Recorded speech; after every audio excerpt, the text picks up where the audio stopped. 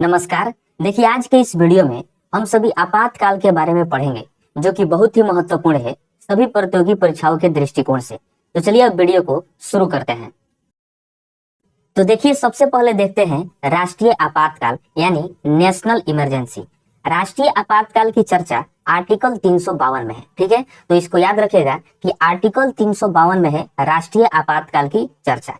तो देखिए, ये कब लाया जाता है? जब सशस्त्र विद्रोह या फिर विदेशी आक्रमण होने पर राष्ट्रीय आपात लगता है। जब देश के अंदर बहुत बड़ा विद्रोह हो जाए या फिर कोई विदेशी देश भारत पर आक्रमण कर दे, तो उस वक्त राष्ट्रीय आपातकाल की घोषणा की जाती है। मंत्रिमंडल के सिफारिश पर राष्ट्रपति जो है वो राष्ट्रीय आपात की घोषणा करते हैं। ठीक है, तो इसको आप याद रखिएगा कि राष्ट्रपति जो है वो राष्ट्रीय आपातकाल की घोषणा करते हैं जब मंत्रिमंडल सिफारिश करता है तब। देखिए, राष्ट्रीय आपात जो है वो दो कंडीशन में लग सकता है। पहला कंडीशन है कि जब संसद का दोनों सत्र चल रहा हो, और दूसरा कंडीशन है जब संसद का सत्र नहीं चल रहा हो। हम जानते हैं कि राज्यसभा जो है वह अस्थायी सदन है जो हमेशा चलता है, यानी राज्यसभा कभी भी भंग नहीं होता। लेकिन लोकसभा की बात की जाए तो लोकसभा जो है वह अस्थायी सदन है और यह हमेशा नहीं चलता है। लोकसभा जो है वह भंग होता रहता है। तो जब राष्ट्रपति राष्ट्रीय आपात की घोषणा करते हैं तो घोषणा के 30 दिन के भीतर संसद के दोनों सदनों से अनुमोदन करना आवश्यक है। यानी लोकसभा और राज्यसभा दोनों सदनों से राष्ट्रीय आपात की अनुमोदन करना आवश्यक होता है। अब आप जानते हैं कि राज्यसभा जो है वह अस्थायी सदन है जो कभी भी भंग नहीं होता है। तो राष्ट्रीय आपात जब भी लगेगा तो राज्यसभा तो उसका अनुमोदन कर देगी, लेकिन यदि राष्ट्रीय आपात के समय लोकसभा भंग है तो लोकसभा तो अनुमोदन नहीं करेगी, लेकिन अगला जो नई लोकसभा आएगी वह 30 दिन के भीतर इस राष्ट्रीय आपातकाल की अनुमोदन करेगी। यानी इससे निष्कर्ष यही निकलता है कि जब भी राष्ट्रीय आपात लगता है तो लोकसभा और राज्यसभा यानी संसद के दोनों सदनों से अनुमोदन करना आवश्यक होता है, तभी जाकर राष्ट्रीय आपात जो है वो लागू होता है। अब देखिए, दोनों सदनों से अनुमोदन मिलने के बाद यानी लोकसभा और राज्यसभा से अनुमोदन मिलने के बाद राष्ट्रीय आपात को सबसे पहले 6 माह तक लागू किया जा सकता है। ठीक है, तो इसको आप याद रखिएगा कि राष्ट्रीय आपात को सबसे पहले 6 माह तक लागू किया जा सकता है और इसे फिर अनुमोदन करके अनंत काल तक बढ़ाया जा सकता है। राष्ट्रीय आपातकाल को यदि और आगे बढ़ाना है तो इसे पुनः लोकसभा और राज्यसभा यानी संसद के दोनों सदनों से अनुमोदन करना होगा और अनुमोदन करके इसे अनंत काल तक बढ़ाया जा सकता है। यदि राष्ट्रपति बिना मंत्रिमंडल के सिफारिश पर राष्ट्रीय आपात लागू करते हैं तो इसकी चुनौती सुप्रीम कोर्ट में दी जा सकती है। जैसा कि आप जानते हैं कि मंत्रिमंडल के सिफारिश पर ही राष्ट्रपति के द्वारा राष्ट्रीय आपात की घोषणा की जाती है। यदि मंत्रिमंडल सिफारिश न दे और राष्ट्रपति जो है पूरे देश में राष्ट्रीय आपात लागू कर दे तो इसकी चुनौती जो है सुप्रीम कोर्ट में दी जा सकती है। ठीक है, तो राष्ट्रपति के द्वारा तब ही राष्ट्रीय आपात की घोषणा की जाएगी जब मंत्रिमंडल सिफारिश देगा, तब, अन्यथा नहीं किया जा सकता। देखिए, आपात आपात होता है और जब भी आपात लगता है तो इससे पूरा देश प्रभावित होता है। यानी आपात से देश को सबसे बड़ा नुकसान झेलना पड़ता है। तो आइए देखते हैं कि राष्ट्रीय आपात का क्या प्रभाव पड़ता है पूरे देश पर। तो आइए देखते हैं राष्ट्रीय आपात का प्रभाव।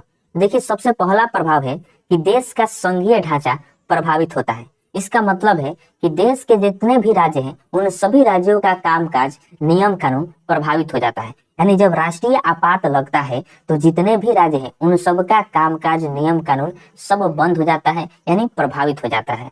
दूसरा प्रभाव है कि अनुच्छेद 352 के लागू होने से अनुच्छेद 358 भी लागू हो जाता है। यानी आप जानते हैं कि आर्टिकल 352 में राष्ट्रीय आपातकाल की चर्चा है। यानी जब राष्ट्रीय आपातकाल लगता है तो उसके साथ अनुच्छेद 358 भी लागू हो जाता है और ये अनुच्छेद 358 जितने भी स्वतंत्रताएं दी गई है उन सभी स्वतंत्रताओं को स्थगित कर देता है, यानी कुछ समय के लिए उन पर रोक लगा देता है। हमें बहुत सारी स्वतंत्रताएं दी गई है, जैसे बोलने की स्वतंत्रता, अभिव्यक्ति की स्वतंत्रता, घूमने की स्वतंत्रता, प्रेस की स्वतंत्रता यानी न्यूज की स्वतंत्रता, और आरटीआई फाइल करने की स्वतंत्रता यानी राइट टू इंफॉर्मेशन की स्वतंत्रता, और सभा करने की स्वतंत्रता। इस तरह की बहुत सारी स्वतंत्रताएं दी गई है, लेकिन आर्टिकल 358 के लागू होने से ये सभी स्वतंत्रताएं जो है कुछ समय के लिए स्थगित हो जाती है, यानी इन पर रोक लगा दिया जाता है। ठीक है, तो आर्टिकल 352 के लागू होने से आर्टिकल 358 भी लागू हो जाता है, जो सभी तरह की स्वतंत्रता को स्थगित कर देता है। तीसरा प्रभाव है कि राज्य सरकार शक्ति विहीन हो जाती है, यानी राज्य सरकार के पास कोई भी शक्ति नहीं रहता है। जब राष्ट्रीय आपातकाल लगता है तो किसी भी राज्य के मुख्यमंत्री के पास किसी भी तरह का शक्ति नहीं रहता है। विधायक और मुख्यमंत्री ये सिर्फ राष्ट्रीय आपातकाल के समय आम आदमी बन के रह जाते हैं। राज्य सूची के विषय में संसद कानून बनाती है। देखिए, एक होता है राज्य सूची और एक होता है संघ सूची। संघ सूची के विषय में केंद्र सरकार कानून बनाती है और राज्य सूची के विषय में राज्य सरकार कानून बनाती है। लेकिन जब राष्ट्रीय आपातकाल लगता है तो राज्य सूची के विषय में भी संसद कानून बनाती है, लेकिन वह कानून जो है संसद द्वारा बनाया गया कानून केवल 1 साल तक ही लागू रहता है। इसका सबसे बड़ा रीजन यह है कि किसी भी राज्य के बारे में सबसे ज्यादा वहां के मुख्यमंत्री जानते हैं, लेकिन संसद जो है वो बैठती है दिल्ली में, और दिल्ली में बैठकर किसी भी राज्य के बारे में सबसे ज्यादा जानना सांसद के लिए मुश्किल है। इसलिए संसदों के द्वारा जो कानून बनाया जाता है किसी भी राज्य के लिए वो केवल 1 साल तक ही लागू रहता है। देखिए, अगला प्रभाव है कि राष्ट्रीय आपातकाल के दौरान सभी मूल अधिकार स्थगित हो जाते हैं। देखिए, जब राष्ट्रीय आपातकाल लगता है तो जितने भी मूल अधिकार दिए गए हैं उन सभी मूल अधिकार को स्थगित कर दिया जाता है, यानी कुछ समय के लिए रोक दिया जाता है। केवल आर्टिकल 20 और आर्टिकल 21 को छोड़कर, यानी आर्टिकल 20 और आर्टिकल 21 में जो मूल अधिकार दिया गया है उसी मूल अधिकार को छोड़कर बाकी जितने भी मूल अधिकार है उन सभी मूल अधिकार को स्थगित कर दिया जाता है। और ये पूरे मूल अधिकार को स्थगित करने का अधिकार जो है ये आर्टिकल 359 देता है कि जब राष्ट्रीय आपातकाल लगेगा तो आर्टिकल 359 के द्वारा जितने भी मूल अधिकार है उन सभी मूल अधिकार को स्थगित कर दिया जाएगा। अब देखिए, अब तक भारत में 3 बार राष्ट्रीय आपातकाल लगा है। 1962 में जब भारत चीन युद्ध हुआ था तो उस वक्त राष्ट्रीय आपातकाल लगा था, और 1971 में जब बांग्लादेश संकट आया था तो उस समय भी राष्ट्रीय आपातकाल की घोषणा की गई थी। और जब भारत में आंतरिक अशांति आई थी 1975 में तो उस वक्त भी राष्ट्रीय आपातकाल की घोषणा की गई थी। ये वेरी वेरी इंपॉर्टेंट है तीनों प्रश्न। 1962 में भारत चीन युद्ध के समय राष्ट्रीय आपातकाल की घोषणा हुई थी, और 1971 में बांग्लादेश संकट के समय, और 1975 में आंतरिक अशांति के समय राष्ट्रीय आपातकाल की घोषणा हुई थी। आगे देखिए, राष्ट्रीय आपात के समय लोकसभा का कार्यकाल 1 साल तक बढ़ा दिया जाता है। मान लीजिए कि 2024 में लोकसभा चुनाव है और 2024 में ही राष्ट्रीय आपात लग गया, तो उस समय लोकसभा का कार्यकाल 1 साल तक बढ़ा दिया जाएगा और चुनाव जो है 2025 में होगा, क्योंकि 2024 में लोकसभा का चुनाव होना था और 2024 में ही राष्ट्रीय आपातकाल लग गया। तो इस वजह से 1 साल लोकसभा का कार्यकाल को बढ़ा दिया गया और 2025 में चुनाव कराया गया। अब हम पढ़ते हैं राजकीय आपात। तो देखिए, राजकीय आपात पढ़ने से पहले आपको अनुच्छेद 355 एवं अनुच्छेद 365 जानना पड़ेगा।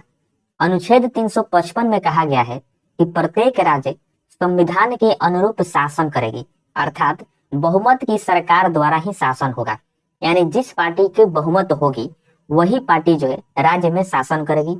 यदि एक पार्टी का बहुमत नहीं है तो गठबंधन की सरकार उस राज्य में होगी। और आर्टिकल 365 में कहा गया है कि राज्य सरकार केंद्र सरकार के दिशा निर्देश पर कार्य करेगी, यानी केंद्र सरकार जो दिशा निर्देश देगी उसी के मुताबिक राज्य सरकारों को कार्य करना होगा। ठीक है, अब आप आर्टिकल 355 और आर्टिकल 365 को समझ गए। अब आइए हम देखते हैं राजकीय आपात क्या है।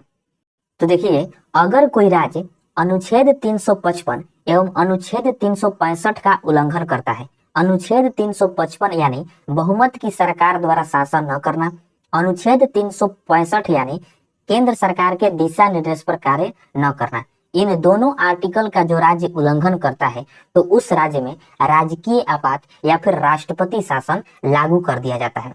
इसकी सूचना राज्यपाल देते हैं। उस राज्य के राज्यपाल जो है मंत्रिमंडल को सूचना देता है कि इस राज्य में आर्टिकल 355 एवं आर्टिकल 365 का उल्लंघन हो रहा है। मंत्रिमंडल राज्यपाल से सूचना पाकर मंत्रिमंडल क्या करता है, सिफारिश करता है, और मंत्रिमंडल जैसे ही सिफारिश करता है तो राष्ट्रपति के द्वारा उस राज्य में राष्ट्रपति शासन या राजकीय आपात लागू कर दिया जाता है। राजकीय आपात या फिर राष्ट्रपति शासन, इसकी चर्चा आर्टिकल 356 में है। तो इसको याद रखिएगा कि राष्ट्रपति शासन की चर्चा किस आर्टिकल में है, तो आर्टिकल 356 में है। यह बहुत बार एग्जाम में पूछा गया है। अब आइए आगे देखते हैं। देखिए, राजकीय आपात सबसे पहले 60 दिनों तक लगता है। यदि राजकीय आपात को 60 दिनों से और अधिक बढ़ाना है तो इसे संसद के दोनों सदनों यानी लोकसभा और राज्यसभा दोनों सदनों से अनुमोदन करना होगा, वो भी 60 दिनों के भीतर। 60 दिनों के भीतर इसे अनुमोदन करके राजकीय आपात को और आगे बढ़ाया जा सकता है। तो देखिए, अनुमोदन लोकसभा एवं राज्यसभा दोनों करेगी। यदि राज्यसभा अनुमोदन कर दी और लोकसभा भंग है तो नई लोकसभा जो आएगी वो 30 दिन के भीतर अनुमोदन करेगी। यह भी सेम राष्ट्रीय आपात की तरह ही है। यदि राजकीय आपात के समय राज्यसभा अनुमोदन कर देती है और उसी वक्त अगर लोकसभा भंग है तो जो नई लोकसभा आएगी वो 30 दिन के भीतर अनुमोदन करेगी। दोनों सदनों से अनुमोदन मिलने के बाद यानी लोकसभा और राज्यसभा दोनों से अनुमोदन जब मिल जाता है तो राजकीय आपात को 6 माह तक लागू किया जाता है। ठीक है, 6 माह तक लागू कर दिया जाता है। यदि 6 माह से और आगे बढ़ाना है तो फिर इसे अनुमोदन करके फिर इसे 6 माह तक लागू किया जाएगा और इसे 6 माह करके अधिकतम 3 साल तक ही लागू किया जा सकता है। तो इसको आप याद रखिएगा कि राजकीय आपात को अधिकतम 3 साल तक ही लागू किया जा सकता है। तो आइए अब देखते हैं कि राजकीय आपात का प्रभाव किसी भी राज्य पर क्या पड़ता है। तो देखिए, सबसे पहला प्रभाव तो यही है कि मुख्यमंत्री शक्ति विहीन हो जाता है, यानी मुख्यमंत्री के पास कोई भी पावर नहीं रहता है। जब किसी राज्य में राजकीय आपात लगता है तो वहां के मुख्यमंत्री के पास जो पावर होता है वो खत्म हो जाता है और पूरा पावर जो है राज्यपाल के हाथों में चला जाता है, यानी राज्य का कंट्रोल राज्यपाल के हाथों में चला जाता है। वहां पर शासन राज्यपाल का शुरू हो जाता है। तीसरा प्रभाव है कि राज्य की विधायी शक्ति संसद के पास चली जाती है, यानी राज्य के लिए कोई भी कानून बनाना होगा वो संसद बनाती है, यानी विधायी शक्ति संसद के पास चला जाता है। तो कोई भी उस राज्य के लिए कोई भी कानून संसद के द्वारा बनाया जाएगा और वह कानून आप जानते हैं कि केवल और केवल 1 साल के लिए ही लागू होगा, जो कि आपको पहले ही बता दिया गया है। उसके बाद है कि राज्य का बजट संसद प्रस्तुत करता है, यानी जिस राज्य में राष्ट्रपति शासन लागू होता है उस राज्य का बजट जो है संसद के द्वारा प्रस्तुत किया जाता है। अब देखिए, अब तक सिर्फ एक बार राजकीय आपात यानी राष्ट्रपति शासन लगा है। पहली बार राजकीय आपात पंजाब में लगा था 1952 ईस्वी में। ठीक है, पंजाब में लगा था। पंजाब में उस समय बहुत सारे राज्य हुआ करते थे जब उसका नाम था पेप्सू, यानी Patiala and east Punjab state union. उस वक्त पंजाब का नाम था। 1952 ईस्वी में राजकीय आपात यानी राष्ट्रपति शासन सबसे पहले पंजाब में लगा था। आप इसको याद रखिएगा। अब आइए हम पढ़ते हैं वित्तीय आपात यानी फाइनेंशियल इमरजेंसी। जैसा कि यह नाम से ही क्लियर है कि यह आपात जो है पैसा से संबंधित है। इसे तब लाया जाता है जब देश की वित्तीय स्थिति काफी खराब हो, यानी देश को चलाने के लिए पैसा ना हो। ठीक है, तब जाकर वित्तीय आपात की घोषणा की जाती है। देखिए, इसकी चर्चा आर्टिकल 360 में है। वित्तीय आपात की चर्चा जो है आर्टिकल 360 में सबसे महत्वपूर्ण प्रश्न यही है। इसे यूएसए के संविधान से लाया गया है। वित्तीय आपात को किस देश के संविधान से लाया गया है, तो यूएसए के संविधान से लाया गया है। इसे भी मंत्रिमंडल के सलाह पर राष्ट्रपति द्वारा लाया जाता है। देखिए, मंत्रिमंडल जब सलाह करता है तो राष्ट्रपति के द्वारा पूरे देश में वित्तीय आपात की घोषणा की जाती है। देखिए, वित्तीय आपात को सबसे पहले 60 दिनों के लिए ही लाया जाता है। यदि 60 दिनों से अधिक बढ़ाना है तो संसद के दोनों सदनों से अनुमोदन करना होगा। इसे भी वित्तीय आपात को भी संसद के दोनों सदनों यानी लोकसभा और राज्यसभा दोनों से अनुमोदन करके इसे आगे बढ़ाया जाता है। यदि वित्तीय आपात के समय राज्यसभा अनुमोदन कर देती है और उस वक्त लोकसभा भंग है तो जो नई लोकसभा आएगी उसे 30 दिन के भीतर अनुमोदन करना होगा। ठीक है, संसद के दोनों सदनों से जब अनुमोदन मिल जाता है तो वित्तीय आपात तब तक नहीं हटता है जब तक इसे संसद नहीं हटाती है। ठीक है, वित्तीय आपात तब तक लागू रहता है दोनों सदनों से अनुमोदन मिलने के बाद, जब तक इसे संसद द्वारा नहीं हटाया जाए। अब आइए देखते हैं कि वित्तीय आपात का पूरे देश पर क्या प्रभाव पड़ता है। अब आप जानते हैं कि देश में पैसे की कमी के कारण वित्तीय आपात लाया जाता है, इसलिए सबसे पहले टैक्स बढ़ा दिया जाता है। सारे वस्तुओं पर टैक्स को क्या किया जाता है, वित्तीय आपात के समय बढ़ा दिया जाता है, या फिर जो व्यक्ति टैक्स देते हैं उनके टैक्स को बढ़ा दिया जाता है। और सरकारी खर्च एवं विकासात्मक कार्यों पर रोक लगा दिया जाता है। जितने भी सरकारी खर्च किए जाते हैं, विकासात्मक कार्य किए जाते हैं, रोड प्रोजेक्ट, इन सब का जो निर्माण होता है, इन सभी निर्माण पर रोक लगा दिया जाता है वित्तीय आपात के समय। वित्तीय आपात जब लगता है तो राष्ट्रपति के वेतन से कोई छेड़छाड़ नहीं किया जाता, यानी राष्ट्रपति को जितना वेतन पहले मिलता था उतना ही वेतन वित्तीय आपात के समय भी मिलता है। उनके वेतन में कोई कटौती नहीं की जाती है राष्ट्रपति के वेतन में। लेकिन सरकारी कर्मचारी की बात की जाए तो जितने भी सरकारी कर्मचारी होते हैं उनके वेतन को काट लिया जाता है वित्तीय आपात के समय। और सबसे अच्छी बात तो यह है कि वित्तीय आपात अब तक कभी भी लागू नहीं हुआ है। अब आइए आपातकाल से संबंधित कुछ महत्वपूर्ण पॉइंट्स को देखते हैं। तो देखिए, पहला है कि वित्तीय आपात को यूएसए के संविधान से लाया गया है। देखिए, वित्तीय आपात को किस देश के संविधान से लाया गया है, तो यूएसए के संविधान से लाया गया है। आगे है कि राष्ट्रीय आपात को जर्मनी के संविधान से लाया गया है। राष्ट्रीय आपात यानी नेशनल इमरजेंसी को जर्मनी के संविधान से लाया गया है। राजकीय आपात को भी जर्मनी के संविधान से लाया गया है। राष्ट्रीय आपात और राजकीय आपात, इन दोनों आपात को जर्मनी के संविधान से लाया गया है भारत में। अगला पॉइंट है कि पहले राष्ट्रीय आपात के समय भारत के राष्ट्रपति डॉक्टर सर्वपल्ली राधाकृष्णन थे, जबकि प्रधानमंत्री पंडित जवाहरलाल नेहरू थे। तो देखिए, जो पहले राष्ट्रीय आपात लगा था 1962 ईस्वी में, उस समय राष्ट्रपति जो थे वो डॉक्टर सर्वपल्ली राधाकृष्णन थे और प्रधानमंत्री पंडित जवाहरलाल नेहरू थे। दूसरे राष्ट्रीय आपात के समय भारत के राष्ट्रपति बीबी गिरी थे, जबकि प्रधानमंत्री थी इंदिरा गांधी। दूसरा राष्ट्रीय आपात 1971 में लगा था, उस समय राष्ट्रपति बीबी गिरी और प्रधानमंत्री इंदिरा गांधी थी। तीसरा राष्ट्रीय आपात के समय भारत के राष्ट्रपति फखरुद्दीन अली अहमद थे, जबकि प्रधानमंत्री इंदिरा गांधी ही थी। 1975 में जब तीसरी राष्ट्रीय आपात लगा था भारत में, उस समय के राष्ट्रपति थे फखरुद्दीन अली अहमद और प्रधानमंत्री थी इंदिरा गांधी। ये सब प्रश्न जो है एग्जाम में पूछता है और कई बार पूछा गया, इसको आप याद रखिएगा।